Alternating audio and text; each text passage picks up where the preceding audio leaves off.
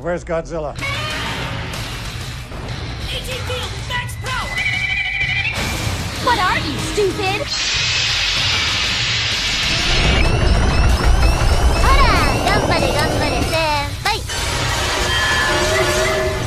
It's time to show the world what you can do.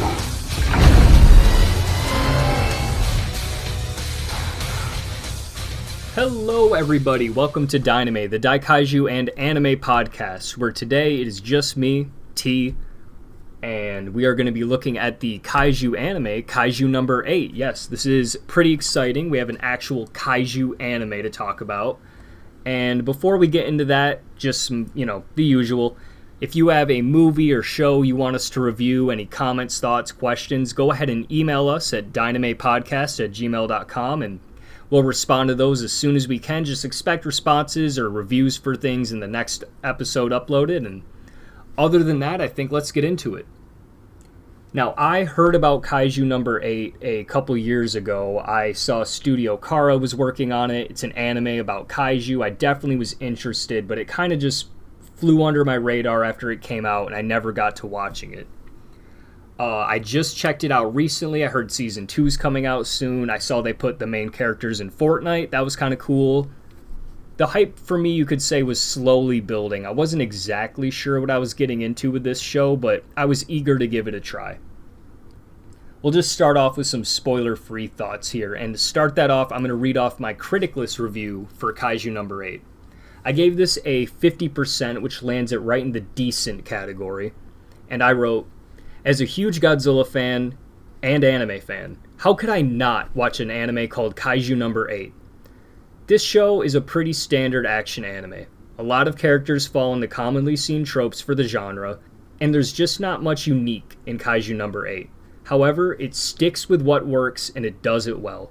The action scenes are well worth it and the kaiju are pretty cool. In summary, this anime is good, not great, but the scenes featuring Kaiju No. 8 are well worth the wait." And I would stand by that. I think this show is a pretty good anime. It doesn't have any major flaws or characters that just take me out of the show or anything like that. It's got some really good action, likable characters, and the music, well, there are times the music was definitely distracting. I didn't think it fit very well. When the music does fit, it's really, really good.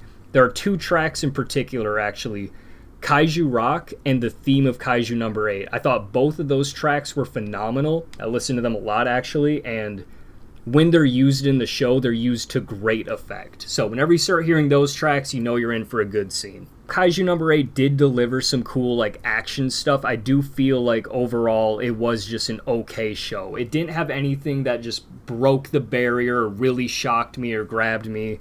I think going from that, I'm just going to run down the three main characters and my thoughts on them. First, we have Kafka Hibino, and he is Kaiju No. 8, and I thought he was alright. I do like that we have an older protagonist for the anime, and we kind of get some jokes about that. He's in his 30s, and that was cool. I really do like his kaiju design. I like how much it kind of changes looks when he's doing certain actions, and I like how transformative his transformation is.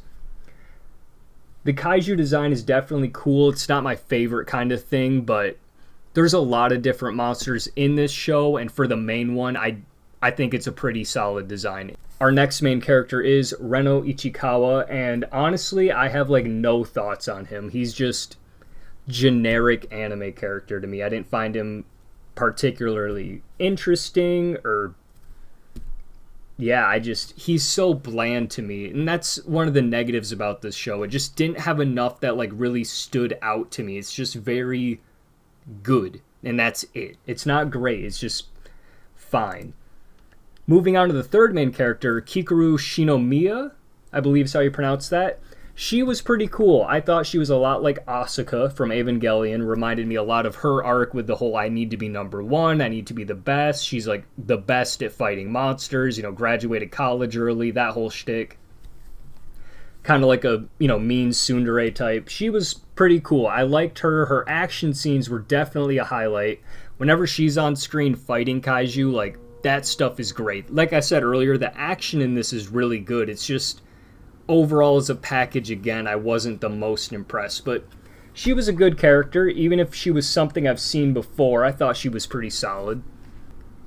Going into spoiler thoughts, I guess I don't really have much like spoilery to talk about with this show. It's fine. It's just so generic to me. I've seen a lot of anime. My girlfriend just kind of throws a lot of generic shonen on in the background, and I'm sorry, just there was nothing in this that really stood out to me. Nothing bad, like I said. So yeah, when it comes to giant monster stuff, we don't really get a ton in this. Most of the kaiju are more human-sized, but episode 10 does feature a great fight scene with a gigantic kaiju, and that was my favorite episode by far. There's some really good shots in there, some cool animation, the fight is well done, and the monster's design is just really, really cool. Might need to get a figure of that sometime. Other than that, I think my favorite scenes are just when Kaiju number 8 is punching something. They do a lot of really cool flashing lights for those scenes, and just the impact, you really feel it.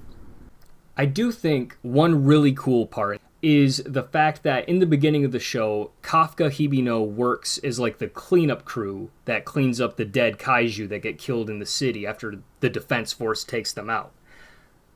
I thought that was a really cool angle. I've never really seen that before. Now, I am aware that a Japanese kaiju film called What to Do with the Dead Kaiju came out a few years ago. I haven't seen that movie yet, but so for me, I thought just the idea of a cleanup crew cleaning up the dead kaiju, those people learning so much about the kaiju because they're literally working with them every day, cutting them open.